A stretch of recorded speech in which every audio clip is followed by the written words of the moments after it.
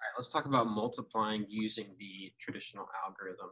So let's say I had the number 2 and let's say 2, 5. That's clearly a 5. All right, 2 and 5 tenths. So on that, 2 and 5 tenths times 1 and 2 tenths. Okay, so let's talk about it. 2 and 5 tenths times 1 and 2 tenths. Okay, when you multiply using the traditional algorithm, you kind of have to you have to think about place value and what's going on here. So you've already been taught how to multiply a decimal number by a decimal number. Remember when you did this? And so let's say you had 5 tenths. We had 5 tenths, but then I wanted 2 tenths of 5 tenths, right?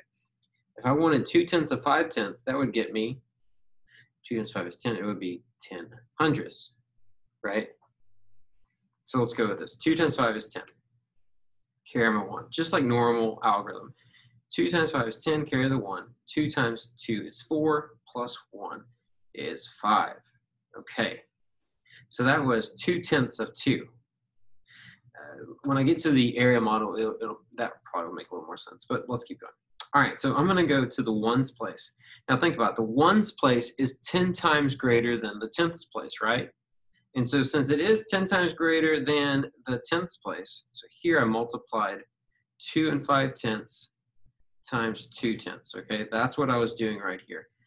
This is 2 and 5 tenths times 2 tenths.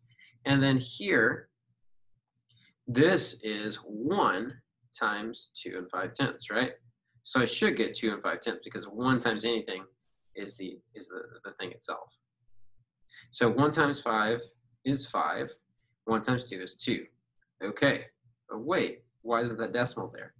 Well, it's best to kind of ignore the decimals until you get to the full product. So these are partial products. Let's get our full product here. 0 plus 0 is 0. 5 plus 5 is 10. Carry over 1. 2 plus 1 is 3. Okay, but this isn't going to be 300, right? It can't be 300 because we had 2 and 5 tenths times, let's think about this round. That's about 3. 2 and 5 tenths is about 3. And 1 and 2 tenths is about 1. 3 times 1 is 3. Okay, so that's close, right? So let's talk about this. Here, this is not really 5. This isn't 5. We multiplied it as if it were a normal 5, right? But this is actually 5 tenths, right? This is a tenth. So it is, it's a tenth of 5 wholes, okay? So it's not really 5, it's a tenth of 5. So what you can do to compensate for that is move that decimal over, because what you're doing when you move that decimal over is you are actually dividing by 10. And if I move over once, well, I had 1 decimal there, and I have to do it one more time, divide by 10 one more time because I have another decimal, then my answer would be 3. So let's talk about this. So let's say it was 2 and 5 tenths times 1 and 2 tenths, but we ignored the decimals. Let's pretend like we're ignoring the decimals, okay? 2 times 5 is 10, carry 1. 2 times 2 is 4, plus 1 is 5. This is 10's place, or it's not really, but it's 10 times more than the previous place value, so I'm going to put a 0 there. 1 times 5 is 5, or use that 1. 1 times 2 is 2. Add that up, 0, 10, carry 1, 3. Okay, but now remember, there were real decimals here, right? So that's not really 5. That was a tenth of 5. Okay, so I need to compensate for that by dividing by 10. Okay, and that wasn't really 2. That was a tenth of 2. So I need to compensate by that by dividing by 10 again. So I need to divide by 10 once and then divide by 10 one more time. Let's do that. Let's take the 300 and divide that by 10. 10 will go into 30 3 times. 10 times 3 is 30. Subtract 0. Bring down by 0. 10 will go into 0 0 times. 0, subtract 0. Okay, so 30.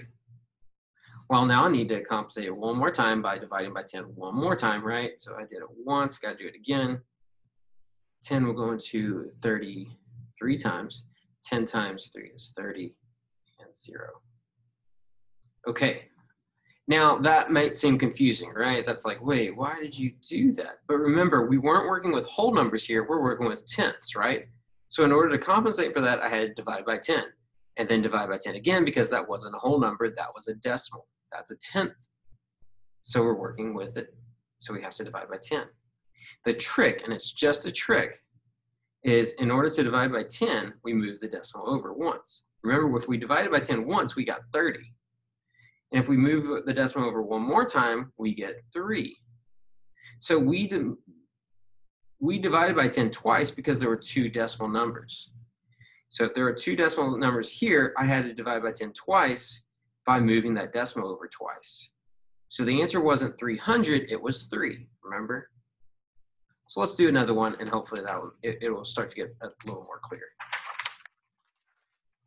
All right, so let's say I have the number 2 and 5 tenths, I just had that, times 3 and 4 tenths. All right, so let's do this. 2 and 5 tenths times 3 and 4 tenths. Okay, 4 times 5 is 20, carry my 2. 4 times 2 is 8, 9, 10. All right, this place value is 10 times greater than this place value. So I need to put a 0, showing that it's 10 times greater than this previous one, right? Because this is 2 and 5 tenths times 4 tenths. That's what I did here. And here I'm doing 2 and 5 tenths times 3, right? So getting our different partial products here. 3 times 5 is 15, carry my 1. 3 times 2 is 6, plus 1 is 7. Add that up, 5, 8. 850? No, because this is not 5, right? We've treated it as if it were 5, right? Because we didn't put any decimals here. We treated it as if it were 5, but it's really a tenth of 5. So I have to divide by 10 once. And again, the trick is just to move the decimal. If it was 850, the decimal would be here. But remember, that's not 5. That's a tenth of 5, so we had to compensate down in our product here by dividing by 10. And the way that you divide by 10 quickly is just moving a decimal over once. Okay, so this is 4 tenths, not 4. We treated it as if it were 4 down here, right? And here, or not down here, right here. We treated it as if it were 4. And so we need to compensate for that now by dividing by 10 again. So let's divide by 10 one more time by moving that decimal over one more time. So our answer is not 850 and not 85, but 8 and 50 hundredths, or 8 and 5 tenths. So there you go. Let's do one more just to solidify it. Let's do 3 and 6 tenths times 1 and 2 tenths. 3 and 6 tenths, 1 and 2 tenths, multiply. And again, when you're working with partial products, you can just kind of ignore the decimals until you get to your product, and then kind of just compensate for the fact that they were tenths, that you're working with tenths here. So 2 times 6 is 12, carry my 1. 2 times 3 is 6, plus 1 is 7. Sorry, yeah, 12, carry 1, good. 6 plus 1 is 7. This is 10 times more than the previous place value, right? The ones place is 10 times greater than the tenths place, so I'm going to go ahead and put a 0 there because it's 10 times greater than this previous partial product. So I put a 0 there. 1 times 6 is 6. I've already used that decimal. I've already used that one. 1 times 3 is 3. And add that up. 2, that's 13. Carry 1, that's 4. Okay, but remember, that's not really 6. That's a tenth of 6, so I got to divide by 10 once. And the decimal would normally be there. If my product was 432, the decimal would be there. But remember, we have to compensate because that's not really a 6. That's a tenth of it. That's a tenth of 6. It's because I'm working with tenths. So I need to compensate by moving that decimal over one time. Okay, but look, I got another one here. So I need to go ahead and compensate for that one by dividing by 10 one more time, moving that decimal over one more time. So it would not be 432, and it wouldn't be 43 and 2 tenths. It would be 4 and 32 hundredths.